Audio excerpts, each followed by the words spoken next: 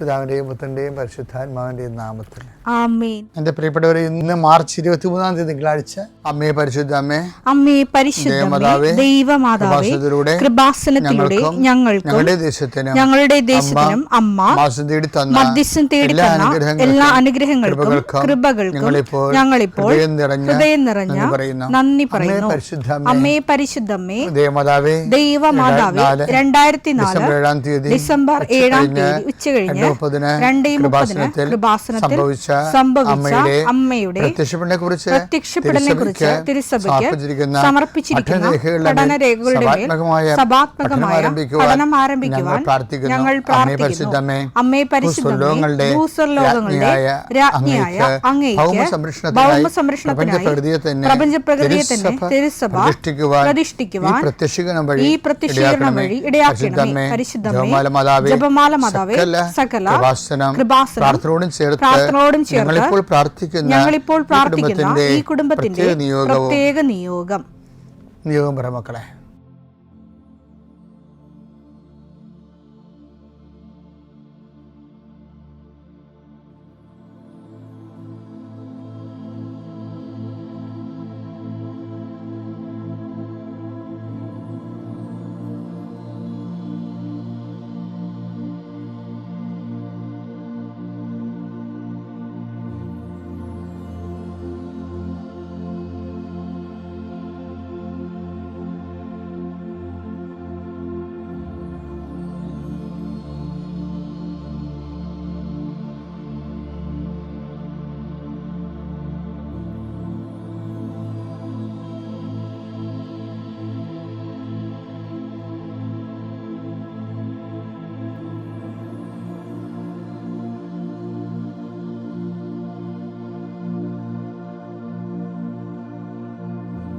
അമ്മയുടെ പ്രത്യക്ഷീകരണത്തിന്റെ ഈ അനുഗ്രഹവേളയിൽ ഞങ്ങൾക്ക് സാധിച്ചു തരുവാൻ കനിയണമേ. ആമേൻ. വിശ്വാസ പ്രമാണം. സർവശക്തനായ പിതാവും ആകാശത്തിന്റെയും ഭൂമിയുടെയും സൃഷ്ടാവുമായ ദൈവത്തിൽ ഞാൻ വിശ്വസിക്കുന്നു. അവിടുത്തെ ഏകപുത്രനും ഞങ്ങളുടെ കർത്താവുമായ ഈശോ മിശിഹായിലും ഞാൻ വിശ്വസിക്കുന്നു. ഈ പുത്രൻ പരിശുദ്ധാത്മാവിനാൽ ഗർഭസ്ഥനായി കന്യകാമറിയത്തിൽ നിന്ന് പിറന്ന് പൊന്തിയോസ് പീലാത്തോസിന്റെ കാലത്ത് പീഡകൾ സഹിച്ച് കുരിശിൽ തറയ്ക്കപ്പെട്ട് മരിച്ച് അടക്കപ്പെട്ട് പാതാളങ്ങളിൽ ഇറങ്ങി മരിച്ചവരുടെ ഇടയിൽ നിന്ന് 3-ാം നാൾ ഉയർത്ത് സ്വർഗത്തിലേക്ക് എഴുന്നള്ളി സർവശക്തിയുള്ള പിതാവായ ദൈവത്തിന്റെ വലതുഭാഗത്തിരിക്കുന്നു. അവിടെ നിന്ന് ജീവിക്കുന്നവരെയും മരിച്ചവരെയും വിധിക്കുവാൻ വരുമെന്നും ഞാൻ വിശ്വസിക്കുന്നു. പരിശുദ്ധാത്മാവിലും ഞാൻ വിശ്വസിക്കുന്നു. വിശുദ്ധ കത്തോലിക്കാ സഭയിലും പുണ്യവാന്മാരുടെ ഐക്യത്തിലും പാപങ്ങളുടെ മോചനത്തിലും ശരീരത്തിന്റെ ഉയർപ്പിലും നിത്യമായ ജീവിതത്തിലും ഞാൻ വിശ്വസിക്കുന്നു. ആമേൻ. സുഖസ്ഥനായ ഞങ്ങളുടെ പിതാവേ, അങ്ങയുടെ നാമം പൂജിതമാകണമേ. അങ്ങയുടെ രാജ്യം വരണമേ. അങ്ങയുടെ തിരുമനസ് സ്വർഗത്തിലെ പോലെ ഭൂമിയിലും ആകണമേ. അന്നു വേണ്ടുന്ന ആഹാരം ഇന്ന് ഞങ്ങൾക്ക് തരണമേ. ഞങ്ങളോട് തെറ്റ് ചെയ്യുന്നവരോട് ഞങ്ങൾ ക്ഷമിക്കുന്നത് പോലെ ഞങ്ങളുടെ തെറ്റുകൾ ഞങ്ങളോടും ക്ഷമിക്കണമേ. ഞങ്ങളെ പ്രലോഭനത്തിൽ ഉൾപ്പെടുത്തരുതേ, തിന്മയിൽ ഞങ്ങൾ രക്ഷിക്കണമേ. ആമേൻ. നന്മ നിറഞ്ഞ മറിയമേ, സ്വസ്തി. കർത്താവ് അങ്ങയുടെ കൂടെ സ്ത്രീകളിൽ അങ്ങ് അനുഗ്രഹിക്കപ്പെട്ടവളാകുന്നു. അങ്ങയുടെ ഉദരത്തിൻ ഫലമായി ഈശോ അനുഗ്രഹിക്കപ്പെട്ടവനാകുന്നു. പരിശുദ്ധ മറിയമേ, തമ്പുരാന്റെ അമ്മേ, പാപികളായ ഞങ്ങൾക്ക് വേണ്ടി ഇപ്പോഴും ഞങ്ങളുടെ മരണസമയത്തും തമ്പുരാനോട് അപേക്ഷിക്കണമേ. ആമേൻ. കർത്താവേ, നിന്റെ ഉന്നതമായ നാമത്തിന് സ്തോത്രം ചെയ്യുന്നു. കർത്താവേ, നിന്റെ വിശുദ്ധ പൗരോഹിത്യത്തെ മഹത്വപ്പെടുത്തണം. കർത്താവെ, സഭയിലുള്ള സാന്നിധ്യം പ്രകടമാക്കണം. 40 വർഷം അടിയനർപ്പിച്ച കൃപാന്റെ ബലത്തിൽ ഇന്ന് അങ്ങയുടെ മക്കളെ പ്രാർത്ഥന കൂടുന്ന എല്ലാ മക്കൾക്ക് വേണ്ടി പ്രാർത്ഥിക്കുകയാണ്. കർത്താവെ, മനസ്സ് വേദനിക്കുന്ന എല്ലാ വിഷയങ്ങളും, അവരുടെ മനസ്സ് വേദനിപ്പിക്കുന്ന എല്ലാ വ്യക്തികളും ഇപ്പോഴും ഈശോയുടെ നാമം നിർവീര്യമാകട്ടെ. കർത്താവെ, മനസ്സ് വിഷമിപ്പിക്കുന്ന സാഹചര്യങ്ങൾ, ചെയ്തെടുക്കേണ്ട ഉത്തരവാദിത്തങ്ങൾ, മറ്റുള്ളവർ നമ്മളെ പഴി പറയാൻ സാധ്യതയുള്ള എല്ലാ വിഷയത്തിൻ്റെ മേലും കർത്താവിൻ്റെ കരുണ ചൊരിയുകയും നിങ്ങളെ കർത്താവ് ഇന്ന് നിലനിർത്തി തരികയും ചെയ്യട്ടെ. നിങ്ങൾ പോകുന്ന വഴികൾ, കണ്ടുമുട്ടുന്ന വ്യക്തികൾ, ചെയ്യുന്ന കാര്യങ്ങൾ, യാത്ര ചെയ്യുന്ന വാഹനങ്ങൾ, ഒപ്പിടുന്ന പേപ്പറുകൾ, കൈമാറുന്ന രേഖകൾ, കഴിക്കുന്ന മരുന്ന് എല്ലാം മാതാവിൻ്റെ മധ്യസ്ഥത്തിൽ യേശുനാമത്തിൽ അനുഗ്രഹിക്കപ്പെടുകയും നീ ദൈവത്തെ അനുഭവിക്കാൻ ഇന്ന് നിന്നെ സഹായിക്കുകയും ചെയ്യട്ടെ. നിത്യം പിതാവും പുത്രനും പരിശുദ്ധാത്മാശ്രേഷ്ഠ നീക്കുവാണ്. പ്രിയമുള്ളവരെ, എമ്മാവുസിലേക്ക് പോയ ശിഷ്യന്മാരെ കുറിച്ചും ധ്യാനിക്കുന്ന ഒരു കാലമാണ്.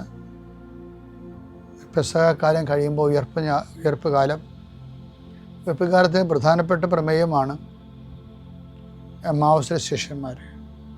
ഞാൻ ചിലപ്പോഴൊക്കെ ഈ എമ്മാവുസിലെ ശിഷ്യന്മാർക്ക് എന്താ സംഭവിച്ചതെന്ന് ഓർക്കും. എമ്മാവുസിലെ ശിഷ്യന്മാരെ എന്താണ് സംഭവിച്ചത് എന്നുള്ളത് വ്യക്തമായിട്ട് പറയുന്ന ഭാഗം വിശുദ്ധ ലൂക്കായുടെ സുവിശേഷം 24-ാം അധ്യായം 32-ാം വാക്യം. അവർ പരസ്പരം പറഞ്ഞു, വഴിയിൽ വെച്ച് അവൻ വിശുദ്ധ ലിഖിതം വിശദീകരിച്ചുകൊണ്ട് നമ്മോട് സംസാരിച്ചപ്പോൾ നമ്മുടെ ഹൃദയം ജ്വലിച്ചിരുന്നില്ലേ.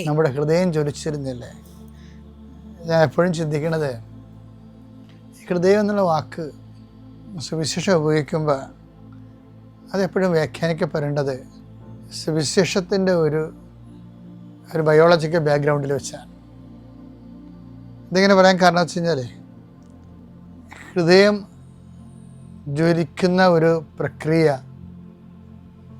ആണ് വചന കൈമാറ്റത്തിൽ ഒരു വിശ്വാസിക്ക് സംഭവിക്കേണ്ടത്. അതിനാണ് ഇവാഞ്ചലൈസേഷൻ എന്നൊക്കെ പറയുന്നത്. പക്ഷേ യഥാർത്ഥത്തിൽ വചന പ്രഘോഷണത്തിൻ്റെ പ്രധാനപ്പെട്ട ഉദ്ദേശം എന്താണ്? ഹൃദയമാണ് അതിൻ്റെ ഫാക്കൽറ്റി എന്ന് പറയുന്നത്. അത് ജ്വലിപ്പിക്കണം. ഹൃദയം ഒരു ബയോളജിക്കൽ ഉപകരണമാണ്, അല്ലേ? ഒരു മോട്ടറല്ലേ, പമ്പിങ് മോട്ടറാണ്, ബ്ലഡ് പമ്പ് ചെയ്യണം. ബയോളജിക്കലായിട്ട് പറഞ്ഞാൽ ശരിക്കും ബ്ലഡ് പമ്പ് ചെയ്യുന്നൊരു മോട്ടറാണ്. പക്ഷേ സ്പിരിച്വൽ എന്ന് പറയുമ്പോൾ ആത്മീയമായ ഹൃദയത്തിന് യേശു കർത്താവാണെന്ന് സന്ദേശം സ്വീകരിച്ചുകൊണ്ട് ഹൃദയത്തെ ജ്വലിപ്പിക്കണമെങ്കിൽ രക്ഷയുടെ സുവിശേഷമാണ് സ്വീകരിക്കുമ്പോഴാണ് ഹൃദയം ജ്വലിക്കുന്നത്. അത് ഈശോ പറയാണ്ട് എന്താ പറയണത്? മിശിഹ ഇതെല്ലാം സഹിച്ച്, എന്നെ ക്രിസ്തു ഇതെല്ലാം സഹിച്ച് മഹത്വത്തിലേക്ക് കരയേറേണ്ടത് ആവശ്യമായിരുന്നില്ലേ? ലൂക്ക 24:26. ക്രിസ്തു ഇതെല്ലാം സഹിച്ച് മഹത്വത്തിലേക്ക് പ്രവേശിക്കേണ്ടിയിരുന്നില്ലേ? അപ്പൊ ഹോൾ രക്ഷാകര ചരിത്രത്തിൻ്റെ സാരസംഗ്രഹമായ ഈ വചനമാണ് ഹൃദയം അക്സെപ്റ്റ് ചെയ്യുമ്പോഴാണ് ഇത് ഉദ്ദീപിക്കപ്പെടുന്നത്. അതുകൊണ്ടാണ് സെൻറ്റ് പോളും ആദിമ സഭയെല്ലാം ഹൃദയത്തിലേക്കാണ് വചനം കൊടുക്കുന്നത്. രക്ഷാ സുവിശേഷത്തിന് ബുദ്ധിപരമായ ഒരു തലമില്ല. നമ്മൾ ഏതോ കാലത്ത് രക്ഷാസുവിശേഷം ബുദ്ധിപരമായൊരു ഫാക്കൽറ്റിയുടെ വിഷയമാക്കി മാറ്റിയത് നിസ്സാര രീതിയിലല്ല മിഷനെ ബാധിച്ചിരിക്കുന്നത്. രക്ഷാകരമായ പദ്ധതി ഒരു ഇൻ്റലക്ച്വൽ വിഷയമല്ല ശരിക്കും. അതൊരു ഹൃദയംഗമമായ വിഷയമാണ്. അതുകൊണ്ടാണ് ആദിമസഭയുടെ ടോട്ടൽ കൺസെപ്റ്റ് അതാണ് 10:9 കണ്ട രക്ഷ എങ്ങനെ പ്രാപിക്കണമെന്ന് പറയുന്നുണ്ട്. It is not academic business. അതൊരു ഇൻ്റലക്ച്വൽ പ്രോസസ്സുമല്ല. രക്ഷ പ്രാപിക്കണത് എങ്ങനെയാണ്?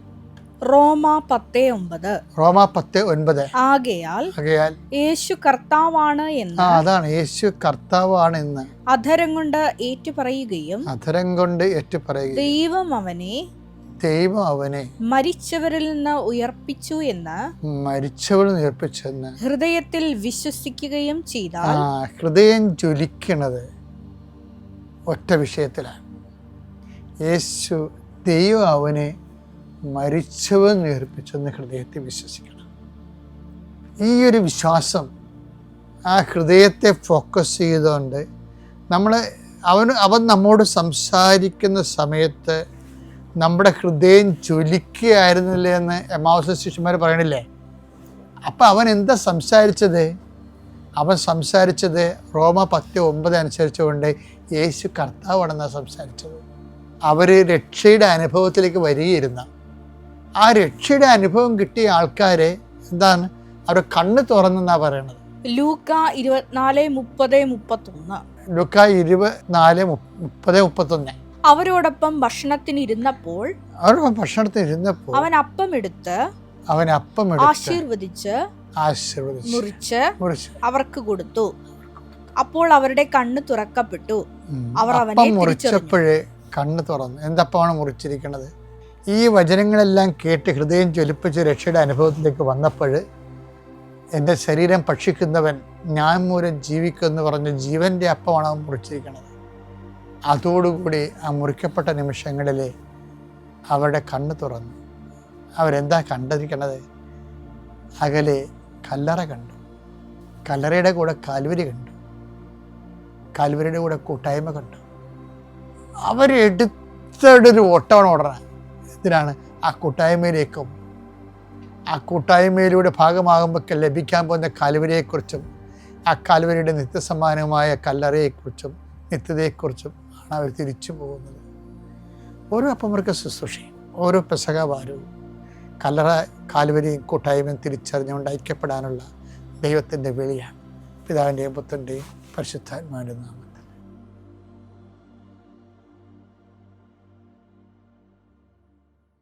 അത്യപൂർവ ദൈവാനുഭവങ്ങൾ ഇനി നിങ്ങൾക്കും സ്വന്തം.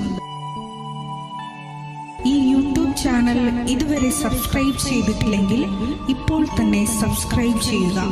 ഈ വീഡിയോ ഇപ്പോൾ തന്നെ നിങ്ങളുടെ സുഹൃത്തുക്കൾക്ക് ഷെയർ ചെയ്തുകൊണ്ട് കർത്താവിൻ്റെ പ്രേക്ഷിതരാകുക.